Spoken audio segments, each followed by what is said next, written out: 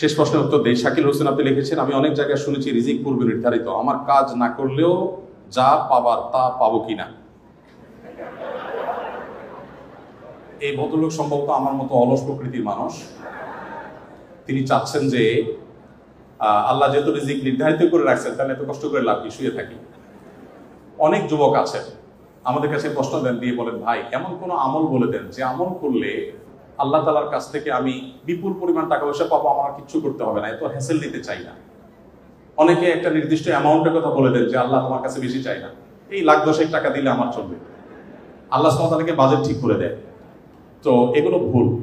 দোয়ার মধ্যে যদি এরকম ভুলভাল দোয়া করি তাহলে তার পরিণতিও খুব ভুলভাল হবে। আপনারা অনেক গল্প ঘটনা এই সংক্রান্ত জানেন, আমি সেদিকে যে সময় নষ্ট করতে চাই না।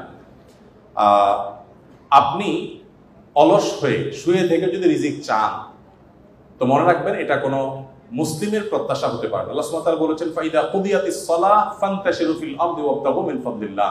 নামাজ যখন শেষ হয় আল্লাহ বলেছেন মসজিদ থেকে বের হও, ছড়িয়ে পড়ো তোমার আল্লাহর জমিনে এবং উপার্জন, হালাল উপার্জনের জন্য বেরিয়ে পড়ো এবং হালাল উপার্জন আহরণ করে নিয়ে আসো। অতএব মুসলমান পরিশ্রম করবেন, উপার্জনের জন্য চেষ্টা করবেন, এটাই কিন্তু ইসলাম বলে। বিধায় সেই জায়গা থেকে একজন মুসলমান অলস হবে না। নবী সাল্লাল্লাহু আলাইহি ওয়াসাল্লাম দোয়া করেছেন, আল্লাহ আপনার কাছে অলসতা থেকে আমি পানা চাই। আমরা দোয়া করবো আল্লাহর কাছে। এবং সেই সাথে আরেকটি কথা বলতে হবে, তা হলো যারা মনে করেন যে বসে বসে শুয়ে শুয়ে খাবো, এরকম কোনো ব্যবস্থা হলে ভালো হতো, তারা মূলত একটা প্যারালাইসিস একটা জীবন চাচ্ছেন, প্যারালাইজড মানুষের একটা লাইফ চাচ্ছেন। কারণ এটা প্যারালাইসিস রোগীর কাজ যে সে শুয়ে থাকবে আর সব রেডি করে সবাই এনে দিবে। একজন হাত পা সুস্থ স্বাভাবিক মানুষ কখনো এটা প্রত্যাশা করতে পারে না। বাকি আপনার প্রশ্নের যে বিষয়টি আপনি ফোকাস করেছেন মূলত, যে এমন কোনো আমল বলবো যে আল্লাহ তাআলা আমাকে বসা বসে, সরি আপনি বলেছেন যে রিজিক আল্লাহ তাআলা যেহেতু নির্ধারণ করে রাখছেন আমার কিছু করার দরকার আছে কিনা। উত্তর হলো, যদি আপনার রিজিকে খুব বেশি কিছু বরাদ্দ না থাকে তাহলে আপনি অলস হবেন এবং আপনার মাথায় এরকম চিন্তা আসবে, আপনি বসে থাকবেন আর রিজিক আসবে না। আপনার রিজিক কতটুকু আছে সেটা আপনার অ্যাটিটিউড এবং অ্যাটিটিউড আপনার পরবর্তী আপনার যে প্রাপ্তি সেটা দেখে বোঝা যাবে। এই জন্য একজন মানুষ তাই পাবে যা তার রিজিকে আছে। রিজিকে আছে বিধায় আমি শুয়ে থাকি, এই কথা চিন্তা করে যদি আপনি শুয়ে থাকেন আপনার রিজিকে কিছু না আসে, তাহলে বুঝতে হবে আপনি কপাল পড়ে, আপনার রিজিকে আসলে কিছু ছিলই না। আর যদি আপনি পরিশ্রমী হন, পরিশ্রম করেন এবং ভালো কিছু পান, তাহলে বুঝতে হবে যে আপনার রিজিকে এটাই ছিল।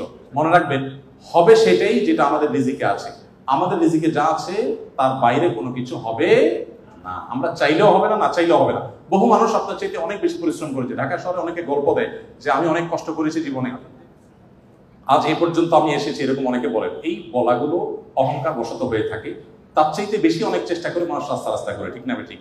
বিধায় এটা আল্লাহ তাআলার রহমত ছাড়া কখনো হবে না। রিজিকে যা আছে তাই আসবে, কিন্তু আল্লাহ তাআলা আপনাকে বসে থাকতে বলেন। আল্লাহ বলেছেন রিজিকে যা আসবে এটা বিশ্বাস করবা আর শ্রমের জায়গায় তুমি ঠিকই শ্রম দিবা, তাহলে রিজিকে যা আছে তাই আসবে। আর পরিশ্রম করার কারণে আল্লাহর কাছে তুমি রিজিক পাওয়ার না পাও, আল্লাহর নির্দেশ পাওয়ার কারণে তুমি সওয়াব পাবে ইনশাআল্লাহ তাআলা।